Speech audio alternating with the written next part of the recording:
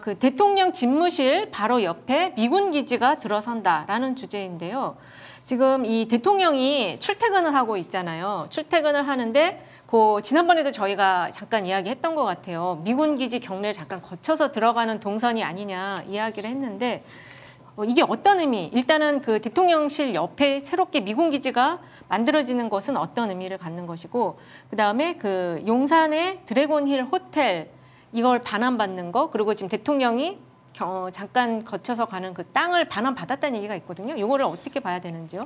지금 평택 그 미군 기지 네. 그 캠프 험프리스로 그 미군 그 지휘부가 이동을 하기 전에 네. 우리 한국과 미국이 랜드 파트너십 LPP라 그래가지고 각종 미군 부대 대한민국에 산재돼 있는 기지들을 통합하고 또 이렇게 해서 이동하는 과정에서 용산도 그 큰 틀에서 보면은 네. 그 미국의 전략적 필요와 또 대한민국의 그 토지 합리적인 사용 또 용산의 상징성 고려해서 이렇게 큰 틀에서 합의가 됐는데 네. 이제 지속적으로 지난 그 2년 전에 최종 합의가 있기 전까지 미군이 그 드래곤 힐이라고 하는 미군 장병이나 그 관련자들이 숙소, 호텔급 네, 숙소죠. 네. 거기뿐만 아니고 그 전방 파견대라고 할 수 있는 주한미군사, 한미연합사의 전방 연락사무소는 유지를 해야 되겠다.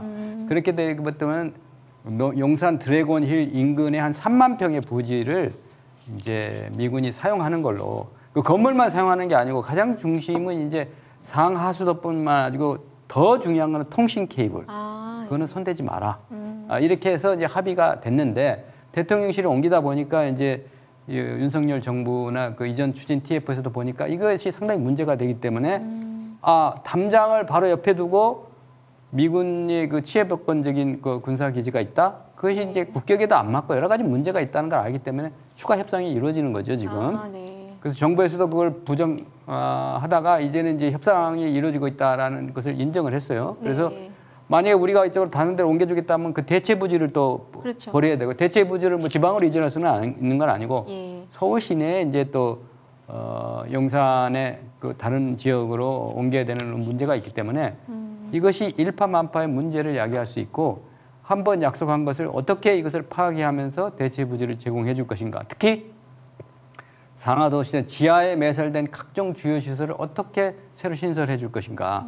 이런 다양한 문제가 야기된다. 그래서 상당히 그 중요한 이슈다라는. 굉장히 중요한 이슈 같은데요. 그렇죠. 지난 2020년에 네.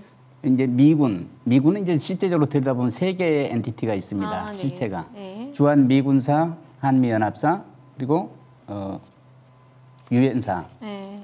그런데 이 세 그 부대가 네. 대한민국 정부와의 이제 협약을 맺었어요. 합의서를 만들었어요. 네. 자, 대한민국 정부와의 원활한 이제 협의 관계를 늘 유지하기 위해서 서울에 이제 연락 사무소 겸 이 기지를 유지하는데, 그것이 이제 드래곤 힐 호텔을 중심으로 해서 10만 제곱미터 정도를 계속 유지하는 걸로 해놨는데, 지금 대통령직 인수위에서 그 사실을 파악을 못했을 리 없어요. 네. 그런데 그 용산의 이제 공원화 사업을 발표하고 또 청사진을 발표하고 네. 이렇게 됐단 말이죠. 네. 이 드래곤이는 대통령이 직접 얘기했어요. 반환 받는다고. 그렇죠. 그런데 그게 네. 거의 직선거리로 뭐 한 100m 남짓, 200m 될까요? 이래요. 그 소리치면 들리는 거리란 말이죠. 네.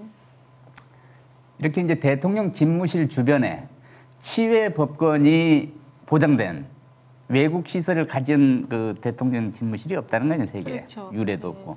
또 우리가 상식적으로 생각해도 이제 우리 대통령실 주변에 외국군에 우리 주권이 미치지 않는 기지를 인정한다는 것은 어떻게 보면 국가의 자존심에도 큰 타격이고 또 이건 합리적으로 용납하기 어려운 일이란 말이죠. 네. 그런데 이게 왜 이런 그 엇박자가 났을까 좀 의심스럽습니다. 일단은 국방부가 이 사실을 정확히 몰랐다는 게 지금 하태경 의원 주장이거든요. 하태경 의원 주장인데 네. 그 RTQ라고 물어보면 답변하지만 리스판스 안 물어보면 구태여 알 필요가 없다라고 본 거죠. 그래서 예. 그 국회 국방위가 아주 중요하다고 생각하는데, 그래서 이런 그 사실관계를 명확하게 자꾸 질의하면은 그냥 일반인이나 언론인실이라면 답변 안 하지만 국회에서 정식 요청하면 답변을 하게 돼 있거든요. 그래서 나온 이게 보도인데 저는 아무도 언론에서 제기하지 않은 한 가지 문제를 제기하고 싶어요. 그 보면 지도를 자세히 보면은 참 드래곤 힐만 자꾸 얘기하는데 대한민국 한국판에 미군 장병 수수가 있어야 되냐? 그건 동경에도 있어요. 뭐 미군 장병. 근데 여기서 중요한 거는 그 지형 반환하지 않기로 한 3만 평야 중에 헬기장이 포함됩니다.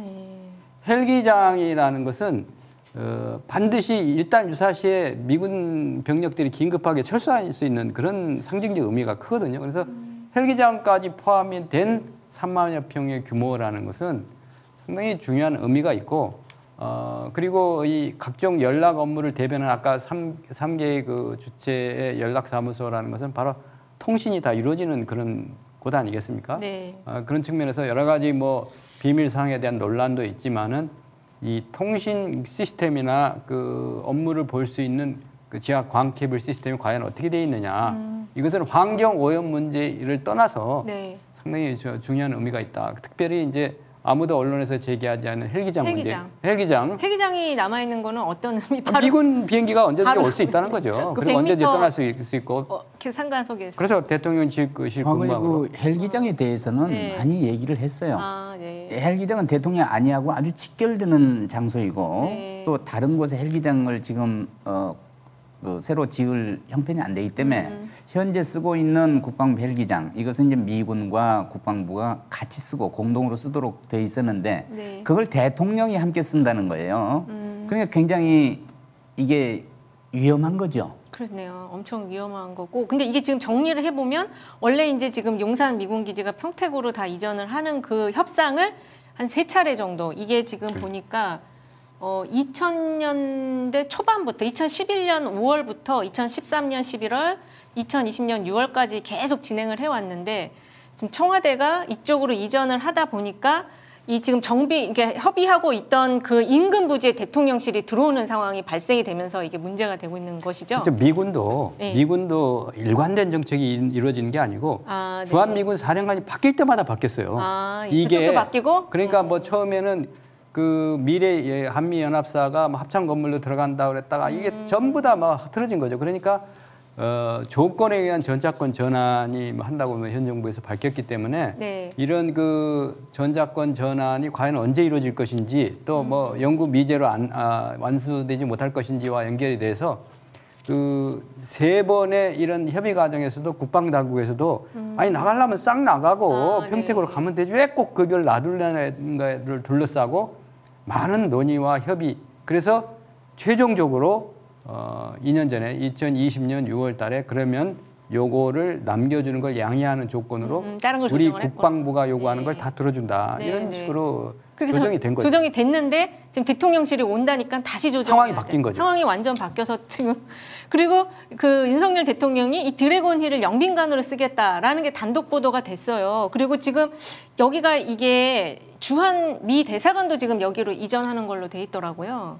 그러면은 이 대통령실과 지금 미 대사관 그다음에 또 주한 미군의 일부 지역이 같이 그 아주 근접거리네요. 미 대사관 예정 부지는 드래곤힐 바로 옆이 아니고 길 건너서 위쪽. 근데 저는 어쨌든 그 대통령실이라는 거 바로 그 위쪽에 위치한다라는 게 국가의 품격이나 자존감 이런 걸로 봤을 때도 어울리지 않고 그래서 일단 결정된 사안에 대해서 우리가 뭐 이것을 부정할 필요는 없으나 그 와중에서 합리적인 대안을 모색해야 된다. 현재로서는 뭐 재협상을 해야 되는데 그 협상 과정이 지난해요. 사실 굉장히 많이 걸립니다. 그렇습니다. 이게 지금 그 정의당의 김종대 전 의원, 여기 군사 전문가신데 한국 정부가 통제할 수도 없는 외국군 기지를 바로 옆에 들이는 것은 주권을 제약하는 상징처럼 보여질 수 있다.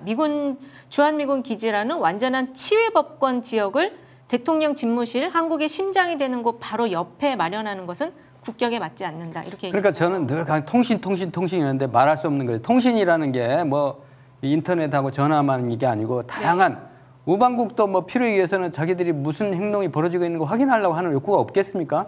그런 측면에서 일부에서는 도감청 얘기도 나오는데 그거를 제기하려는 게 아니고 그것은 그 자국 내 뭐 정치 리더에 대해서도 뭐 이런저런 얘기가 많이 있고 있기 때문에 한미연합 방위 태세가 올바로 발전적으로 가는 건 중요한데 거기에 영구적으로 주한미군 잔류 기지 3만 평이면 서울 시내 어마어마한 엄청 큰 규모죠. 그것도 담벼락을 공유하는 네. 그런 것들 맞지 않고 옮겨야 되는데 그 과정에서 우리 국민이 혈세로 지불해야 될 예기치 않은 청구서 비용이 너무 많다. 근데 미군이 전략적으로 판단할 겁니다. 만약에 그대로 거기서 고집하는 게 미군의 국익에 도움이 되느냐. 아니야. 이번 기회에 약간 이동하면서 더 많은 것을 획득하고 또 한미 관계에 이상 없음을 보여주려는 행보를 취할 것인지는 미국 측의 판단도 작용할 것입니다. 지금 상황에서 합리적인 방법이 있을까요? 지금 댓글 질문이 올라왔고요. 도청이나 감청을 하려면 어디든지 못할 곳이 있겠어요? 이렇게 지금 댓글이 2개가 올라왔는데요. 이거에 대해서 서 박사님은 어떻게 답변해 주실 수 있을까요? 네, 과거에 이런 사례가 있었죠. 네. 그 청와대를 네. 향해서 도감청을 하기 위해서 내자 호텔을 이용했는데 내자 호텔? 어디죠? 그 위치가 어디냐면 광화문에서 지금 정부 종합청사 네. 동쪽에 아니 서쪽에 있어요. 서쪽에요. 그 길가에 있는 옛 건물이죠. 예. 그 박정희 정권 시절에 네. 이제 감청을 했단 말이죠. 거기서 그런 이제 무리를 일으킨 바도 있고 네. 또 최근까지도 이제 도감청이 가능한 장비를 탑재한 차량을 이용해서 차량. 주변에서 했는데 네. 그걸 이제 우리가 막는 게 또 임무잖아요. 그쵸. 이거 뭐 창과 방패의 대결이죠. 뭐 그런 조치들 많이 하곤 했어요.